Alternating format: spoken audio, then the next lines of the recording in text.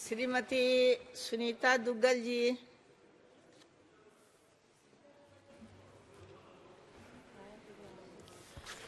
बहुत बहुत धन्यवाद सभापति महोदय।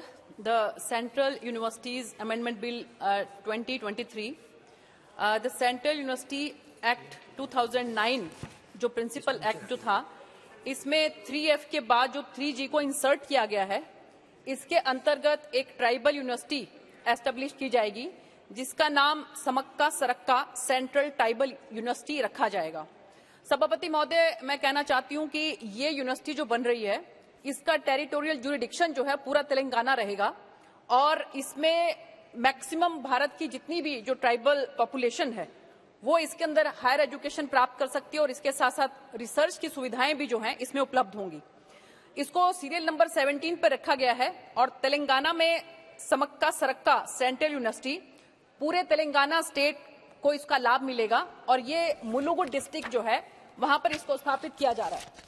सभापति महोदय, मैं कहना चाहती हूं कि 4 अक्टूबर 2023 को कैबिनेट ने सेंट्रल यूनिवर्सिटी एक्ट 2009 में इस अमेंडमेंट को अप्रूव किया ताकि ये जो Sammakka Sarakka central tribal university है इसको बनाया जा सके। और मैं इस बात के लिए हमारे HRD मिनिस्टर आदरणीय धर्मेंद्र प्रधान जी को बहुत बहुत धन्यवाद करना चाहती हूं कि पूरे भारतवर्ष को उन्होंने ट्वीट के माध्यम से जब इसकी जानकारी दी, जब कैबिनेट ने इसको अप्रूव किया और उसको आदरणीय प्रधानमंत्री श्री नरेंद्र मोदी जी ने एंडोर्स किया। मोदी जी ने लिखा कि the setting up of the Sammakka Sarakka central tribal university will be a game changer for the youth of Telangana. It will also deepen understanding of tribal culture as well as encourage innovation. आदरणीय सभापति महोदय, देखिए, हम सब जानते हैं कि अभी जो चुनाव हुए जिसके अंदर हमारी भारतीय जनता पार्टी ने बहुत जबरदस्त मैंडेट जो है प्राप्त किया मध्य प्रदेश के अंदर, छत्तीसगढ़ के अंदर, जो कि बहुत ज्यादा जहां पर ट्राइबल जो है हमारी पॉपुलेशन रहती है, और इसके साथ साथ राजस्थान में भी, और तेलंगाना में हम हालांकि जो है हमारी तरक्की हुई, हम 1 से 8 पर पहुंचे, लेकिन फिर भी हमारी सरकार ने जो है ये नहीं सोचा कि अब हम तेलंगाना में अगर सरकार नहीं बना पा रहे हैं तो इस यूनिवर्सिटी को जो है इस बिल को हम ना लेकर आए। फिर भी हम उस बिल को लेकर आ रहे हैं। ये दिखाता है कि हमारी सरकार, माननीय प्रधानमंत्री जी चाहते हैं कि सबका साथ हो, सबका विकास हो, सबका विश्वास हो और सबका प्रयास हो। और इसके साथ साथ मैं कहना चाहती हूं कि इसका नाम जो है वो समक्का सरक्का क्यों रखा गया। देखिए, उसके पीछे की बहुत एक बड़ी सुंदर कहानी है सभापति महोदय। समक्का और सरक्का जो है ये माँ बेटी हैं और इनको ये माना जाता है कि ये पराशक्ति जो अम्बा है उनका अवतार है। या देवी सर्वभूतेषु शक्ति रूपेण संस्थिता, नमस्तस्यै नमस्तस्यै नमस्तस्यै नमो नमः।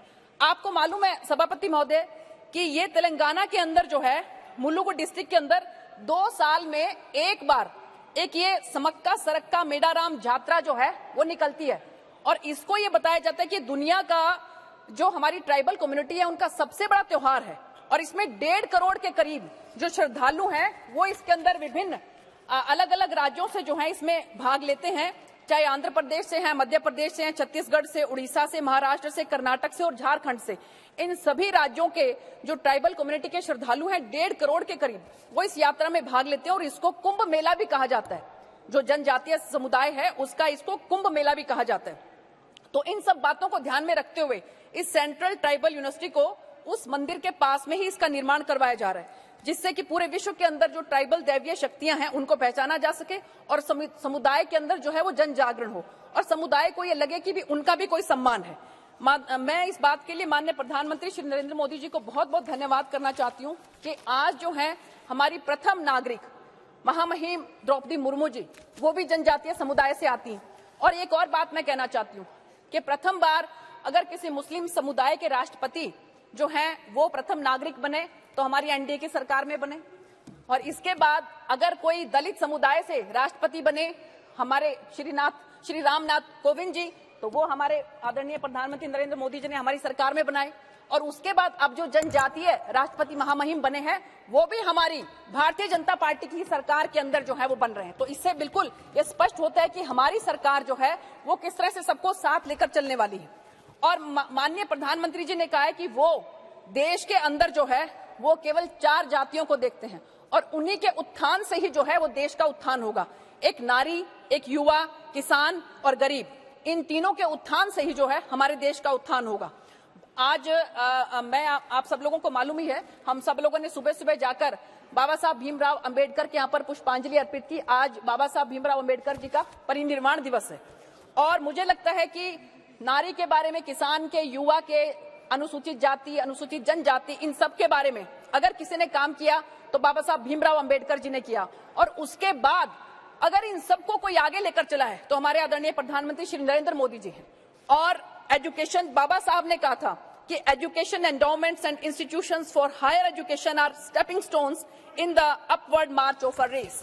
और इसी तरह से ही मैं धन्यवाद करना चाहती हूँ हमारे, अभी जो आपने देखा होगा कि इससे पहले जो अभी ये जो बिल आया था जम्मू कश्मीर रिजर्वेशन बिल, इसके अंदर हमारे गृह मंत्री अमित भाई शाह जी ने किस तरह से 9 सीटें जो है वो ट्राइब्स के लिए रिजर्व की हैं, उसके लिए भी मैं उनका तहे दिल से धन्यवाद करती हूँ।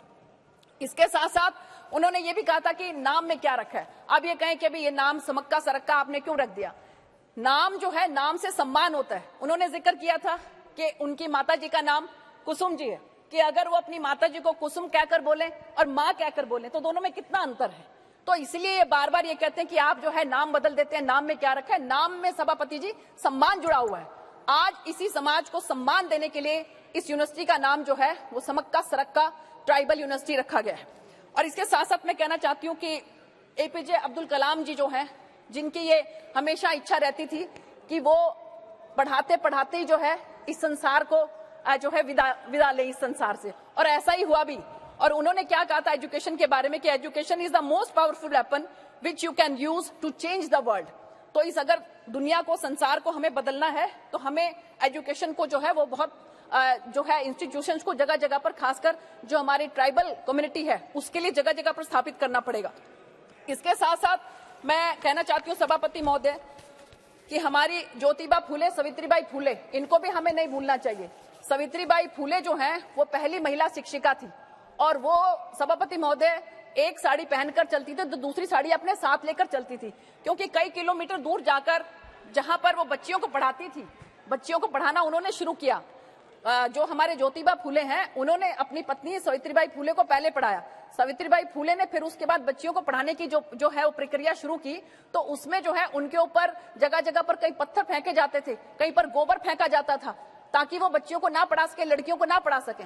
लेकिन वो इसलिए क्या करती थी कि एक साड़ी पहनती थी और दूसरी साड़ी हाथ में लेकर जाती थी और वो बिल्कुल खराब हो जाती थी तो उसको जाकर बदलती थी, लेकिन उन्होंने बच्चियों को पढ़ाना नहीं छोड़ा। तो आज अगर हम कहीं पर पहुंच रहे हैं तो ये सब उन महान विभूतियों का जो है इसमें बहुत ज्यादा योगदान है।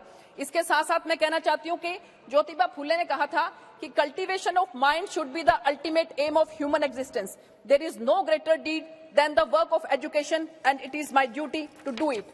और इसके साथ साथ सभापति महोदय, चाणक्य ने देखिए इसके बारे में क्या कहा था कि education is the best friend, an educated people, an educated person is respected everywhere, education beats the beauty and the youth.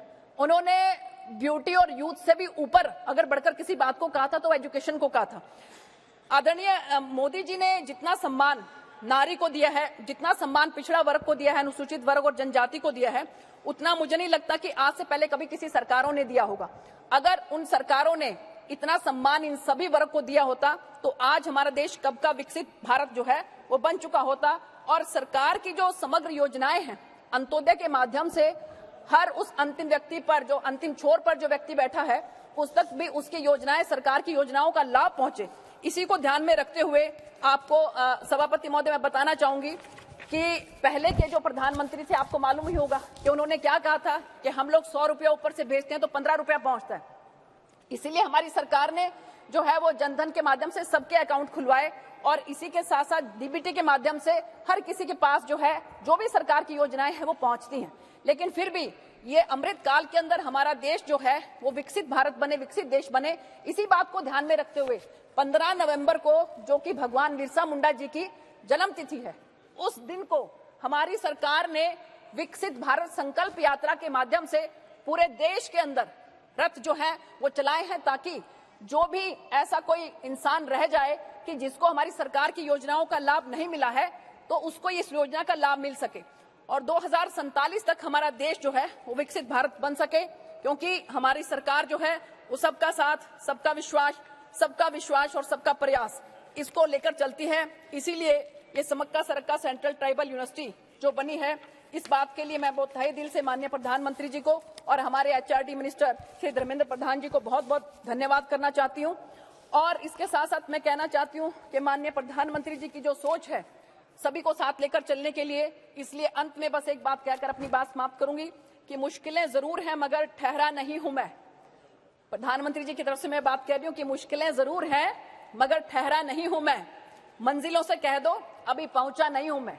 अब ये तीसरी बार हमारी जो सरकार बनेगी, इसके अंदर जो बाकी के काम रह गए हैं वो सब भी हम पूरा करेंगे। इन्हीं शब्दों के साथ आपका बहुत बहुत धन्यवाद और अब मैं समर्थन करती हूँ इस बिल का। धन्यवाद।